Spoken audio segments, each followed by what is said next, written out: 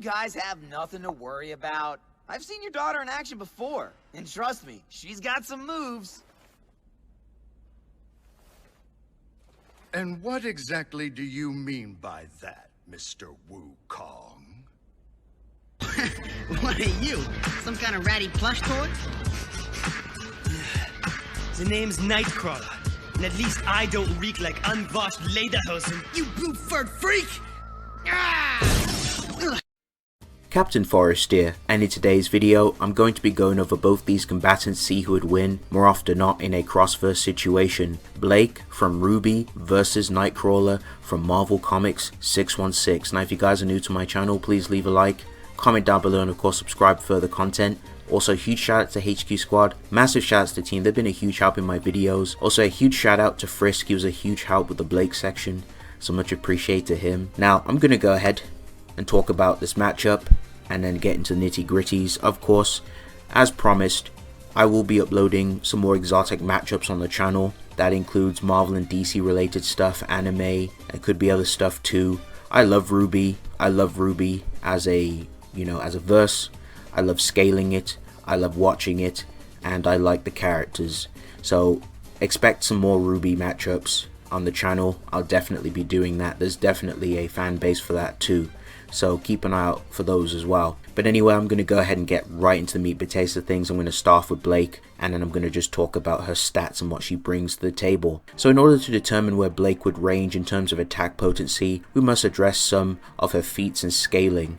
Now Blake was able to match Weiss in combat and was capable of defeating one of the members of the Ace Operatives like Elm alongside Yang. The Ace Operatives are General Ironwood's elites and are heralded for their remarkable abilities and performance in combat.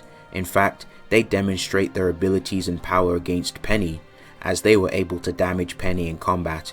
This very same Penny who's strong enough to push Amity's ship into orbit, which was calced around small city level. I'll leave the calc on the screen for you guys to see. This is surprisingly consistent, as well as Yang was able to demolish a meteor with a single punch, with this feat itself being calced around 39.8 kilotons to 1.7 megatons of TNT, which as a low end would be town level and the higher end would range up to the small city respectively. And massive shoutouts to KKrimbus as well for calculating this feat. Huge shoutouts to him. So I'm going to go ahead, move on to speed. That's going to clarify AP. So Blake can easily keep up with Ilya in combat, who can fight Sun respectively. Sun intercepted lightning, which would require speeds up to Mach 848 or massively hypersonic, or 38.51 times the speed of light, aka subrelativistic. This very same Grim was able to shoot lightning at Blake, and Blake was able to also dodge these lightning bolts as well, not just Sun. So this is also a very consistent range of speed as well. Very impressive for Blake's end. Now we can get Blake even faster, folks. In volume 7, Blake is fast enough to tag Cinder with a drop kick. Blake is shown to keep up with Pyrrha briefly in combat. This is all impressive, as Cinder herself has shown to dodge Penny's laser beams. The first one, which was calced at 11% the speed of light, aka relativistic. The second laser beam, which was calced at 1.95 times the speed of light, aka FTL reaction speed. Pyrrha has her own feat as well, as she intercepts Penny's beams with relative ease, which was calced around 3.33 times the speed of light, aka FTL.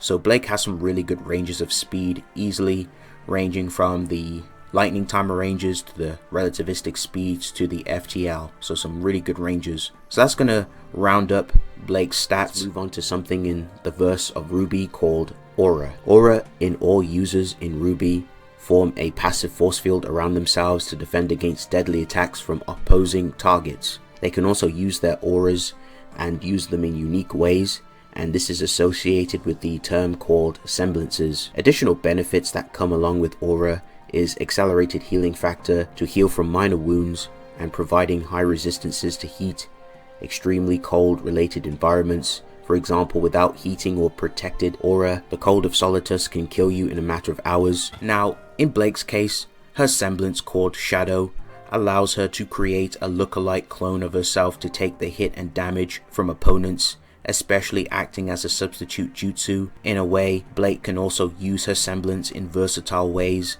She can use her clone in order to evade an attack, or from her opponent's grasps. She can also create clones to outnumber and restrain or press her opponent, or use her clones in teamwork situations such as giving her an extra boost in the air. In Volume 3, Episode 1, Blake created a trap and baits her opponent by using a clone of herself. Her opponents fall for the trick and she ends up getting caught in Blake's rope, leaving her wide open to get taken down. Blake can also use her clones in offensive situations, such as making her opponents drop their guard by making them mistakenly attack the clone as she gains the advantage over her opponent. Blake was able to trick Vine by disguising a bunch of explosives as herself. She uses her clone to misdirect Adam in order to give herself the opening to disarm and take away his sheath. Just like some of her teammates, Weiss and RWBY, Blake also uses an assortment of dust. With ice dust, she can create an ice clone to either take the enemy fire or freeze foes solid. She can also use it cleverly, like trapping 2 White Fang guards' weapons within her ice clone. She can impede the opponent as it allows Blake to counterattack. Blake can use fire clones for offensive purposes as the clone explodes and launches the opponent away if they attack the clone upon impact. Blake can also utilize multiple dust types simultaneously. She was able to take out some Ursai with a fire dust, ice dust, and most recently electric dust in her disposal. She's able to cause a fiery explosion and catch an Alpha Sentinel's claw in her ice clone. Now let's move on to Blake's weapon called the Gambol Shroud. This versatile ballistic chain scythe comes with many different modes, from a cleaver, a backsword, and a semi-automatic pistol, or a comma. In other words, a multifaceted weapon. She can use it like a grappling hook to swing around the battlefield like Spider-Man. She uses the same technique to pull her father out of the way from under a falling piece of rampart. She uses a grappling hook in team situations too, such as wrapping around the waist of a sphinx and holds it in place. For more of an offensive approach, Blake uses the cleaver / backsword mode to pierce through and cut down her opposing targets. Blake can also generate sword beam slashes to overwhelm the target. The pistol mode can fire several gunshot rounds to keep the enemy on their toes. Just like a semblance, the pistol mode also utilizes dust as well. Blake is shown to use ice dust bullets to freeze Ilya's whip, making it unusable. And with fire dust, the fired bullets can ignite flames in the area that it comes into contact with. Blake used this to reveal where Ilya was hiding due to her trickery camouflage semblance. Her faunus physiology is something else to discuss too. It's implied that she can also see in the dark. Blake's ears also alert her to any incoming airships in a short time span, so her ears also give her some enhanced senses so she can hear what's going around in the situations, so she can't get off guarded, and she's pretty much aware of her surroundings, which is pretty impressive. And another showing with this, despite being right next to a waterfall, she was able to hear Yang approaching with her motorcycle, which is pretty impressive. So that's going to round up Blake. I'm going to go ahead and move on to the blue furry guy called Nightcrawler. Okay, so I'm going to go ahead and start with Nightcrawler's attack potency. So Nightcrawler scales around city block, multi-city block to even town level. Nightcrawler has hurt Spider-Man and has damaged Beast, and has harmed trolls who are comparable to Beast. We've seen Spider-Man casually beat up Deadpool. Deadpool himself has some multi-city block feats. Deadpool has survived an explosion that was calced around multi-city block level, and the town level scaling comes from the time where Spider-Man was able to take an explosion which was calced around town level, and as displayed, Nightcrawler can hurt or suppress Spider-Man, and this Spider-Man was also casual too when he took this. So that's some pretty good ranges. So that's going to round up AP for Nightcrawler. I'm going to go ahead and move on to speed. So as for speed, Nightcrawler is easily FTL. He's shown to react to Wolverine in combat. Wolverine is able to react to Cyclops' Optic Blast. This feat was calced around 2 times the speed of light, and shoutouts to Hellfire Productions for making this calculation. Much appreciated. Okay, so that's going to round up all of Nightcrawler's stats. I'm going to go ahead and move on over to Nightcrawler's mutant gifts. So Nightcrawler's mutant power allows him to perform teleportation. He can use teleportation to blitz around his opponents, or correct his posture and positioning, or make them dizzy and disorientated by teleporting them around constantly. In fact, the brimstone that is caused when Nightcrawler teleports can make you dizzy and pass out if exposed to it for too long. Nightcrawler can teleport foes to cities, to even outer space. he can also teleport them to different dimensions too. Nightcrawler's teleportation also negates durability, as Nightcrawler has shown to teleport different parts of a person's body off.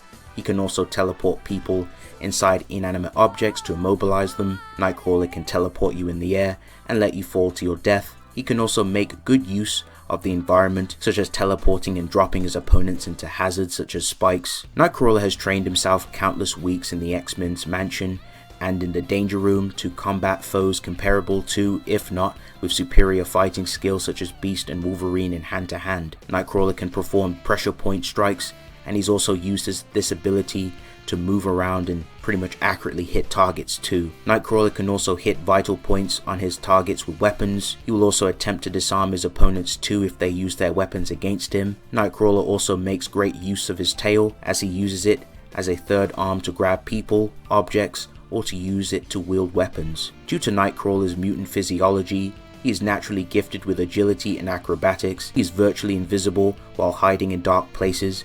He can also see in the dark and also climb up walls. Overall, Nightcrawler is an exceptional mutant who is gifted in the arts of teleportation. He is well respected by his fellow mutant team members. In fact, Cyclops at one point even made Nightcrawler the leader of the X-Men. During his brief departure from the team, he's demonstrated his tactical prowess in combat, such as deducing a weakness and a flaw with Mimic, and combined his teamwork and execution to neutralize the enemy. So that's going to round up both these combatants. I'm going to go ahead and give my thoughts on who I think wins more often than not in a cross-verse situation. So in order to determine who would win more often than not in a cross-verse situation, I must go over some things. Now in terms of attack potency, Blake easily takes AP. Small city level Blake versus town level Nightcrawler. Nightcrawler just lacks in the AP department unfortunately, so Blake takes the AP portion. Speed, they're pretty relative. Depending on what calculations you use, you could argue Blake being slightly faster or a little bit slower or just in the middle. So I think speed's pretty much not going to be a huge issue in this fight. I think they're both relative. They both have some nice FTR reaction speed. Now when it comes to abilities, Nightcrawler is very efficient. He will use teleportation a lot in combat. Despite the fact that he lacks in the AP department, he makes up in other areas. So he could simply try to teleport or BFR Blake away into a different dimension, across cities, across continents, or even in outer space if he wanted to. Or he could like teleport in the sky and cause her to drop to her death. And he could also try and teleport her limbs off or head off via durability negating teleportation. So even that would just make up for the difference. So Nightcrawler does have ways to take victory. However, Blake, she has other things up her disposal. Since she has the AP in this fight, she has the raw AP to literally just one-shot and literally just put Nightcrawler out of commission. Her sword strikes will one-shot him. If they got into like a fisticuffs or a sword battle, she would overwhelm and entwined with her proficiency and her teamwork skills and just other things that she's learned during her time with Team RWBY. That will all apply in this fight. So she has ways to win. Also her semblance, her shadows can also help to also trick Nightcrawler, especially against the teleportation attempts. So if he tries to teleport and grab her, he'd end up grabbing a clone. He'd BFR himself away from her, he'd have to teleport back, and then they'd keep scrapping. Now this is where things get very dangerous for Nightcrawler, especially if he tries to use like predictable teleportation, like spamming around his opponents. That's not going to work on Blake. Due to her faunus physiology, she'd be able to hear and detect his movements, so she'd know exactly where he is. Now obviously, as mentioned, if she does get grabbed and he starts to spam teleportation, he could also incapacitate her due to the exhausting effects of the teleportation and the brimstone cloudy smell that the brimstone gives off. But I don't think that's going to happen. They have relative speed, and Blake would have the awareness. She'd have the quicks, she has the reflexes to do so and to remove herself from the situation. And if she implies her dangerous shadow clones, especially with the explosive fire clones, Nightcrawler, he's not going to know until he teleports away. He's going to be tricked. He's going to think, okay, I've got Blake now. But he realizes at the last moment that he's grabbed like an explosive fire clone of Blake, and it's going to detonate in his face, and he's going to one-shot him and turn him into mincemeat. So more often than not, I have to give victory to Blake. I think Blake has the AP portion going into this fight, so if it came down to raw AP and fisticuffs, Blake is going to literally choke him like a chicken. So he has no chance in the AP department. They're pretty relative in speed as mentioned. Now, yes, Nightcrawler, he has ways to take out Blake if he tries to teleport her head off, or limbs, or just send her away to another place. Those are valuable options he can use. However, Blake would be able to counteract it with her clones. So if he tried to teleport her head off, he'd teleport the clone instead. Or if she left like an ice clone in place, he'd teleport the ice clone's head off. He'd just be very persistent in combat. That's just how Nightcrawler is. And once it comes to her nastier shadows, especially like her fire clones or electric clones, it could electrocute and kill him, especially with the raw AP going into this. It could just electrify him if she uses an electric clone, or just blow his ass up with a fire clone. So more often than not, I have to give victory to Blake. I think her semblance helps her in this scenario, and I think it is a good counter against some of Nightcrawler's, you know, trickery and his teleportation abilities. So I would give this fight, I'd say like mid plus, maybe slightly higher depending on how thematical you want to take this fight. I don't think it's necessarily a stomp, due to the fact that Nightcrawler can make up for certain avenues, especially even though he may not have AP, he has other ways to still remove Blake from the equation. But regardless of that, Blake can still stomp those options out due to her semblance. So I have to give victory to Blake. Thank you guys for watching. If you guys enjoyed this video, please leave a like, comment down below and subscribe for further content. If you guys enjoyed this type of content, please give me your thoughts on the comment section. I really do appreciate the feedback. But yes, it's been real. I'll see you guys on the next one. Peace.